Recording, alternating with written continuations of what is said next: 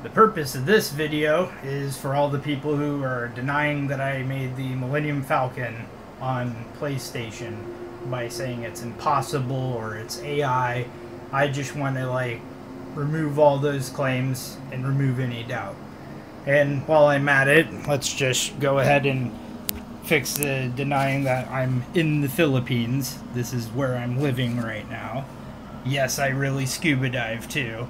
And here's the Millennium Falcon that I actually made.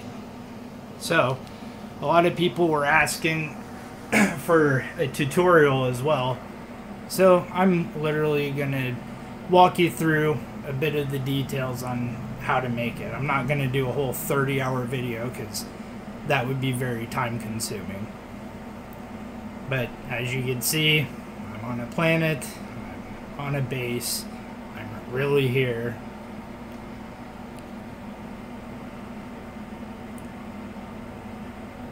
Now, as you can see, all these are just meticulously placed decorations that I made to make the shape of a Millennium Falcon, or aluminum Falcon, as some would say. So, to get to the main point of how this actually works, you want to see that I'm also not using PC, I'm not using mods, I'm not doing anything crazy like that. As you can see here, let's go to network, and boom, I'm on PlayStation, as you can see clearly right there. So, now that that's out of the way, here's how I basically edited this in such a way. First thing you want to do is you want to go to your build menu, and then you want to go to edit, which is square on the PlayStation. And after you go into edit mode, you want to select an item, and then I usually just press duplicate and then press O or back button in order to basically have myself on base building. That way I can enter the free camera.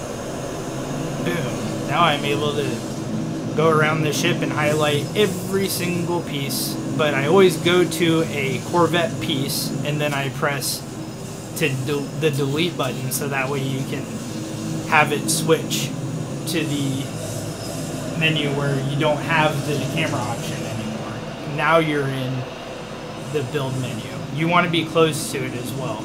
As you can see, I also target part flat panel, so it tells you exactly what each piece is that I laid out, like the decals, the white border decal. You have the, whoops, I deleted it. I'll put it back later, whatever. Anyway, but you can see that I have like the blue system decal for the little holes on the front on the Falcon. Then for this, I use the cartwheel. I use the cement mixer. Then I also used the cooking pan. And I used a giant cog. Now for the back part, I used ventilation for ventilation, or wall fans. So that's how I made those parts. And these are just gas canisters, and I laid some wire down next to it, or cable as it says. And then I have flat panels, and everything else is pretty much storage panels. I pieced together a metric fuck ton of storage panels. And that was how I was able to get everything together. I made them all different sizes, different shapes. That way I was able to put them in the proper place to get the desired shape for it. And even the highlights, like the red parts that are highlighted on the panels, all of those are just carpets.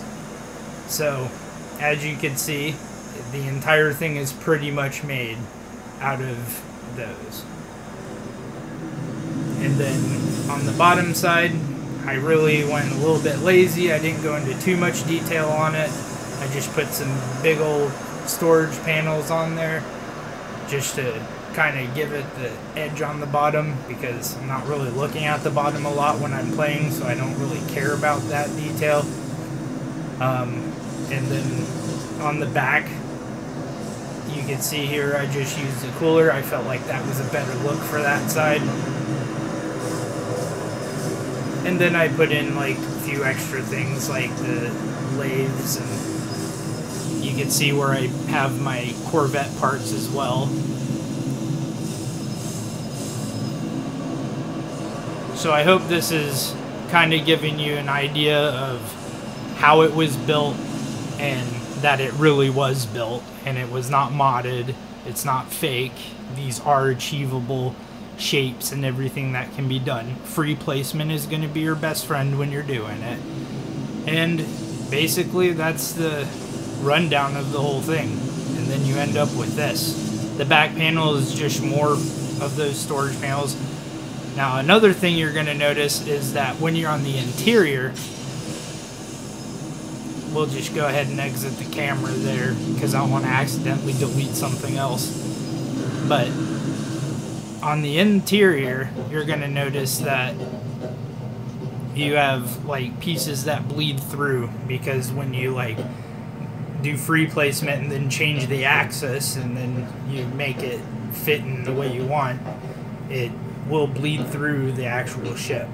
So that's why the interior, people wanted a tour of the interior. It's nothing special. It doesn't even attach to the actual cockpit, as you can see over here. That's because of the pieces that I required to make it work properly. In order to get the right shape, I had to attach a ramp directly to the cockpit in order to make it work the way I wanted it to look. So I think that's enough of the inside here. I think y'all get the general point.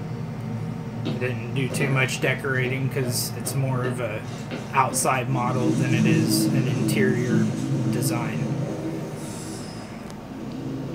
So that's why I used this ramp instead, because it has the nice curve to it. It's not over intrusive, and if I connected it, there'd have to be a square block and it wouldn't fit the proper shape for the rest of the model. So that's why I did it that way. So that's basically the rundown of the whole shebang. As you can see here as well, it's just a bunch of storage panels everywhere.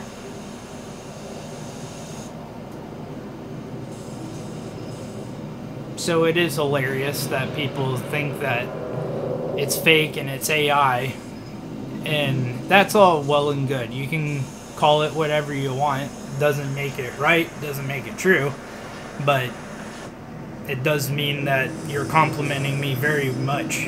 I was actually removed from a No Man's Sky community on Facebook because they said there was a strict no AI image posts on their system. So, but as you can see, this is not AI. This wasn't generated. I really made this.